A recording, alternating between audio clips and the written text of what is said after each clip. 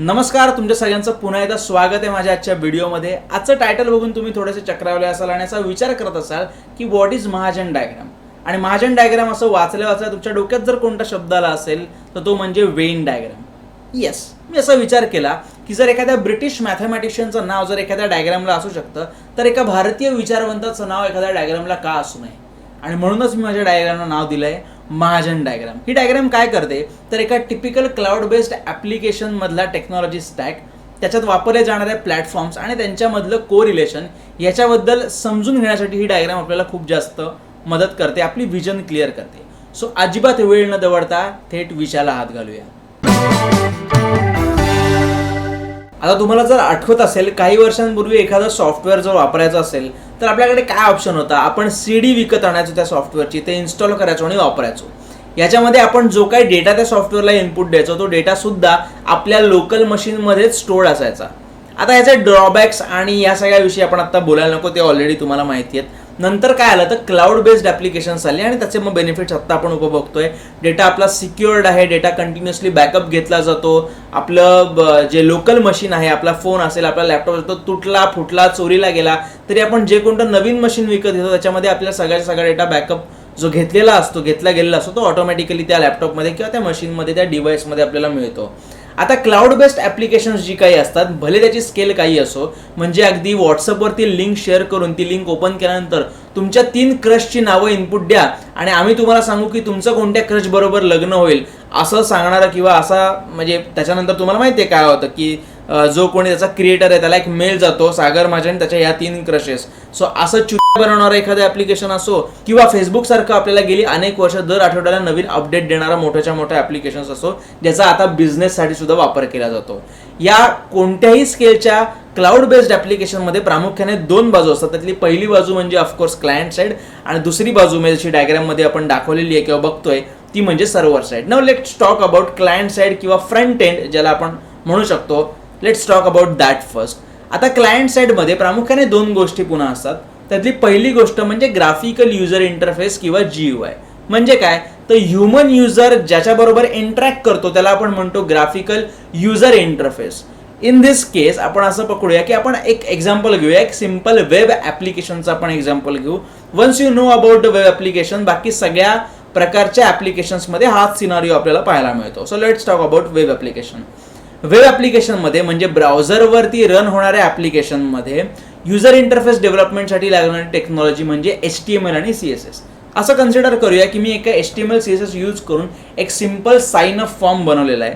त्या sign up फॉर्ममध्ये काही टेक्स्ट बॉक्सेस आहेत, काही चेकबॉक्सेस आहेत, काही रेडिओ बटन्स आहेत आणि एक सबमिट बटन आहे. आता इन दिस केस HTML आणि CSS यूज करून बनवलेला हा sign up form it's like a dead body. म्हणजे जोपर्यंत मी त्याच्यामध्ये आत्मा ओतत नाही तोपर्यंत मला त्याच्यामध्ये फक्त जे काही टेक्स्ट आहे ते टाकता येईल, सबमिट बटनवरती क्लिक करता येईल. पण सबमिट बटनवरती क्लिक केल्यानंतर त्याच्यानंतर होणार काही नाही, मी साइन अप होणार नाही.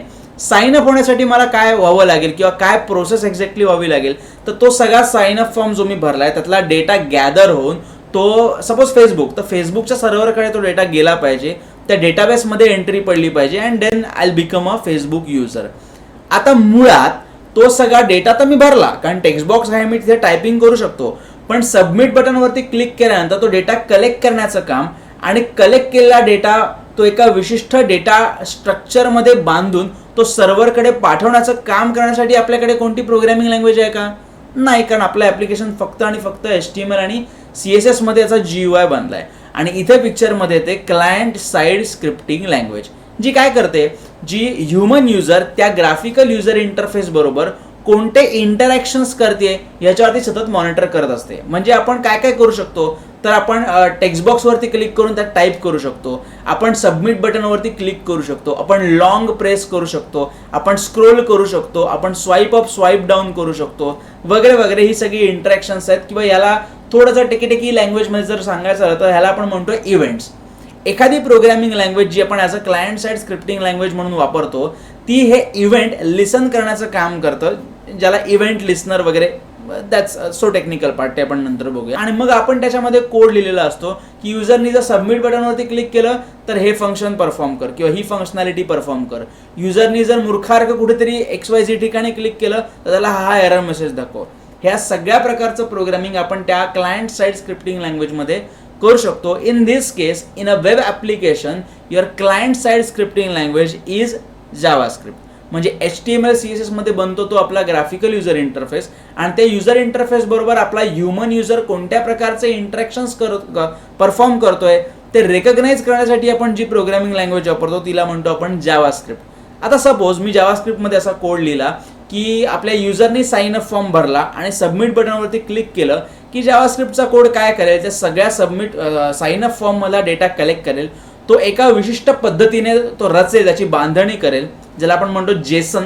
आपण जनरली वापरतो जे डेटा स्ट्रक्चर वापरतो विच इज जेसन, त्याच्याकडे आपण नंतर येऊया एखाद्या पुढच्या व्हिडिओमध्ये. एका विशिष्ट पद्धतीने तो डेटा बांधला जातो आणि तो डेटा सर्व्हर साईडला पाठवला जातो. आणि ह्या पाठवण्याच्या गोष्टीला आपण म्हणतो रिक्वेस्ट. जेव्हा डेटा पाठवतो तेव्हा ती रिक्वेस्ट असते पोस्ट टाईपची, आणि जेव्हा आपण एखादी रिक्वेस्ट पाठवून डेटा घेऊन येतो सर्व्हर साईडकडनं तेव्हा ती रिक्वेस्ट असते गेट टाईपची. फॉर एक्झाम्पल, मी एक चॅटिंग ॲप्लिकेशन वापरतोय आणि मी माझ्या क्रशला रात्री 10 वाजता मेसेज केला जेवलीस का, तर जी माझ्याकडनं रिक्वेस्ट जाईल ती असेल पोस्ट मेथडची, कारण मी जेवलीस का हा message पाठवतोय.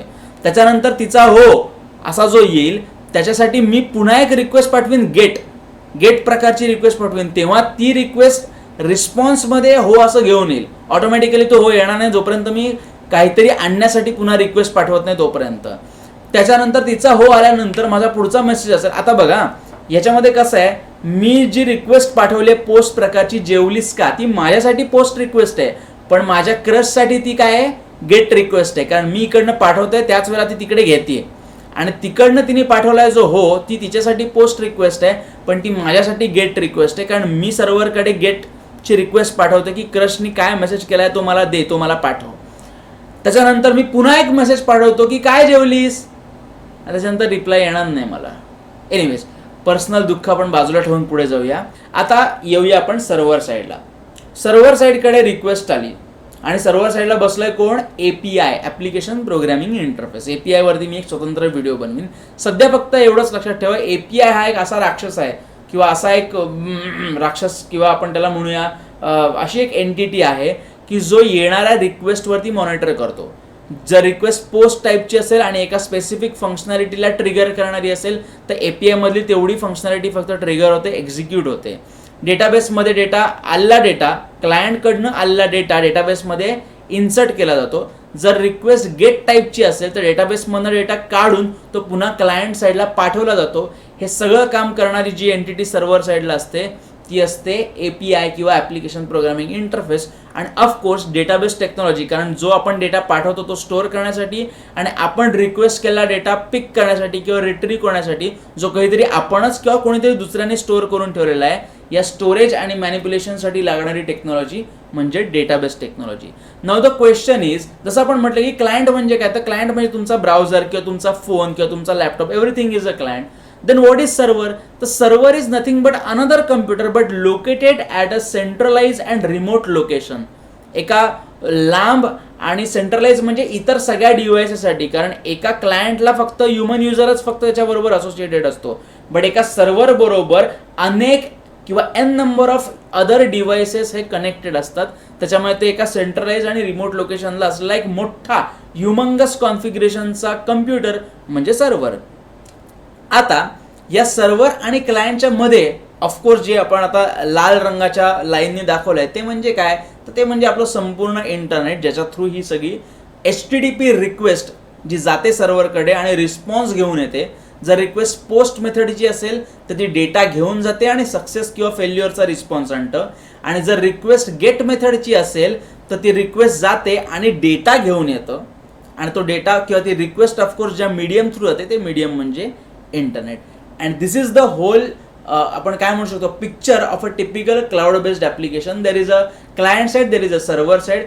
At client side there is a GUI technology or graphical user interface technology. There is a client side scripting language. Similarly at server side there is API which is built using a server side scripting language. जसं आपण बघितलं client साईडला कोणती client side scripting language येतं, of course JavaScript. Similarly server साईडला we have a number of options. Python आहे, PHP आहे, Java आहे, C# आहे, blah blah blah. Similarly as a database technology म्हणजे डेटाबेस टेक्नॉलॉजी निवडण्यासाठी सुद्धा we have an number of options. For example, if you want to use relational database, then we have MySQL or Microsoft SQL Server, Oracle DB, etc., PostgreSQL. If you want to use a document DB, तर आपल्याकडे Firebase आहे, CouchDB आहे, MongoDB आहे, वगैरे वगैरे. Server साईडमध्ये जसं मी म्हटलं की server is nothing but a computer located at a remote location. तर त्या कम्प्युटरमध्ये ऑफकोर्स ऑपरेटिंग सिस्टीम लागेल की नाही. सो टिपिकली जी लोक ऑपरेटिंग सिस्टीम यूज करतात ती असते Linux operating system. Linux servers किंवा लिनक्स क्लाउड सर्व्हर आपल्याला विकत मिळतात, ज्याला आपण व्हर्च्युअल प्रायव्हेट सर्व्हर असंही म्हणतो. डिजिटल ओशन नावाची कंपनी आहे जी आपल्याला VPS प्रोव्हाइड करतं, जी लिंक मी डिस्क्रिप्शनमध्ये दिलेली आहे. त्याच्यावर जाऊन तुम्ही $5 पर मंथ या रेटनी स्वतःचा व्हर्च्युअल प्रायव्हेट सर्व्हर खरेदी करू शकता. त्याच्यावर तुमचं एखादं वेब ॲप्लिकेशन किंवा वेबसाईट होस्ट करू शकता. आता या सगळ्या डायग्राममध्ये तुम्ही जर बघित असाल तर इथे एक पोस्टमन नावाचं काहीतरी लिहिलंय मी, आणि त्याच्यामध्ये एक संत्रा आहे आणि त्या संत्र्यावरती एक अतिशय नॉनव्हेज असं एक आकृती कोरलेली आहे. तर ते पोस्टमन काय आहे, तर postman is a API testing tool. म्हणजे काय, पुन्हा एकदा आपण त्या साइन अप फॉर्मकडे येऊया की मी साइन अप फॉर्म भरला, सबमिट बटनवरती क्लिक केलं की त्या साइन अप फॉर्म मला डेटा बंडल करून बाइंड करून तो API कडे पाठवला जातो. API हा PHP किंवा पायथन यासारख्या सर्व्हर साईड स्क्रिप्टिंग लँग्वेजमध्ये लिहिलेला एक प्रोग्राम असतो. ज्या प्रोग्रामकडे तो डेटा आला की तो प्रोग्राम काय करतो, त्या डेटावर प्रोसेस करून त्याला डेटाबेसमध्ये डंप करण्याचं काम करतो. आता समजा माझ्याकडे 2 डेव्हलपर आहेत, एक आहे क्लायंट साईड डेव्हलपर किंवा फ्रंट एंड डेव्हलपर आणि दुसरा आहे सर्व्हर साईड डेव्हलपर. आता समजा माझ्याकडे क्लायंट साईड डेव्हलपर किंवा फ्रंट एंड डेव्हलपर अजून मी हायर केला नाही किंवा मला हवा तसा फ्रंट एंड डेव्हलपर अजून मिळालेला नाहीये, पण मला हवा तसा सर्व्हर साईड डेव्हलपर किंवा बॅक एंड डेव्हलपर माझ्याकडे ऑलरेडी आहे. तर मग मी काय करायचं, काय कामच नाही करायचं. मग मी काय करतो, त्या सर्व्हर साईड डेव्हलपरला सांगतो तू API लिही, म्हणजे असा प्रोग्राम लिही ज्या प्रोग्रामकडे internet through HTTP request through data आला असता, तो डेटा डेटाबेसमध्ये इन्सर्ट, असा तुम्हाला प्रोग्राम लिही. आणि जोपर्यंत माझ्याकडे फ्रंट एंड डेव्हलपर अवेलेबल नाहीये जो मला एक HTML फॉर्म बनवून देईल, जो जावास्क्रिप्ट लिहिल, असं जावास्क्रिप्ट लिहिल जो त्या HTML फॉर्म मला डेटा कलेक्ट करून त्या APIला रिक्वेस्ट पाठवेल, जोपर्यंत ही सगळी फंक्शनॅलिटी बनवणारा माणूस माझ्याकडे नाहीये, तोपर्यंत मी पोस्टमन नावाचं API टेस्टिंग टूल वापरतो. Not necessary Postman, there are a number of API testing tools. त्या API टेस्टिंग टूलमध्ये काय असतं, टेक्स्ट बॉक्सेस आणि बटन्स रेडीमेड असतात. तुम्हाला फक्त त्या APIचा URL टाकायचा असतो, टेक्स्ट बॉक्सेसमध्ये व्हॅल्यूज टाकायचे असतात आणि बटनवरती क्लिक करायचं असतं. आपल्याला हवे तसे टेक्स्ट बॉक्सेस एका क्लिकवरती number of text boxes add करता येतात, URL टाकता येतो, मेथड गेट किंवा पोस्ट सिलेक्ट करता येते आणि त्या APIला तो डेटा पाठवला जातो. म्हणून API टेस्ट करण्यासाठी जोपर्यंत माझ्याकडे GUI आणि जावास्क्रिप्टचा कोड रेडी नाहीये, तोपर्यंतचं वापरलं जाणारं टूल म्हणजे API टेस्टिंग टूल. मग आता या ठिकाणी प्रश्न असा आहे की जर API टेस्टिंग टूलने जर आपण डेटा पाठवून तो डेटाबेसमध्ये स्टोअर करू शकतो, तर GUI कशासाठी वापरायचा. तर मित्रांनो लक्षात घ्या, GUI हा खूप युजर फ्रेंडली गोष्ट असते. म्हणजे मला साइन अप फॉर्म दिसून त्याच्यावर सबमिटवरती क्लिक केलं की मला दाणकन माझं अकाउंट ओपन झालं पाहिजे, ही मजा आहे GUIची किंवा ग्राफिकल युजर इंटरफेसची. पोस्टमनमध्ये मला क्लिक करून 10 टेक्स्ट बॉक्सेस ॲड करायला लागतात, त्या प्रत्येक टेक्स्ट बॉक्सचा टाईप सिलेक्ट करायला लागतो, त्यात एका विशिष्ट पद्धतीनेच डेटा टाकता येतो, चुका करून चालत नाहीत, ज्या आपण GUIमध्ये चुका करू शकतो. कारण त्याच्या मागे आपण असं जावास्क्रिप्ट लिहिलेलं असतं की युजरनी मूर्खारखा डेटा जर भरला तर त्याला एरर दाखव. ही कोणतीही सोय API टेस्टिंग टूलमध्ये नसते.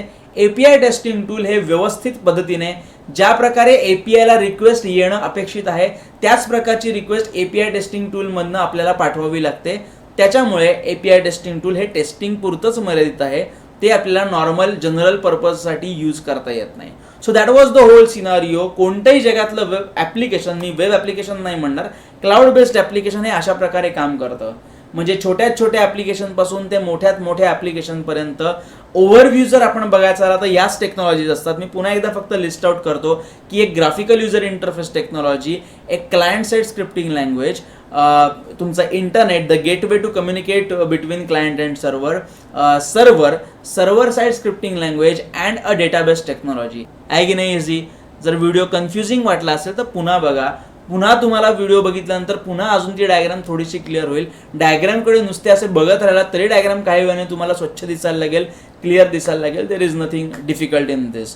स्टील जर तुम्हाला काही डिफिकल्टी वाटली, जर व्हिडिओमधली कोणती गोष्ट जर तुम्हाला समजली नसेल, कन्फ्युजिंग वाटली असेल, तर प्लीज कमेंट करा. आपण त्या डाऊटवरती किंवा त्या प्रश्नावरती अख्खाच्या अख्खा सेपरेट व्हिडिओ बघू. लॉकडाऊनमुळे आपल्याला वेळ आहे. सो व्हिडिओ आवडला असेल तर शेअर नक्की करा, म्हणजे अनेकांचा ओव्हरव्ह्यू क्लिअर होण्यासाठी, त्यांची व्हिजन क्लिअर होण्यासाठी, एक ॲप्लिकेशन कसं वर्क होतं हे समजण्यासाठी आणि नेमकं कोणत्या डिरेक्शननी प्रोग्रॅमिंग शिकायचं हे समजण्यासाठी आपल्या मित्रमैत्रिणींना फायदा होईल. आणि खरंच जर व्हिडिओ मनापासून आवडला असेल, खूप इथून आवडला असेल, तर लाईक करा, म्हणजे मला पण इथून खूप बरं वाटेल. आणि सबस्क्राईब करायला मात्र विसरू नका. नसेल केलं तर सबस्क्राईब करा त्वरित, तातडीने आणि ताबडतोब.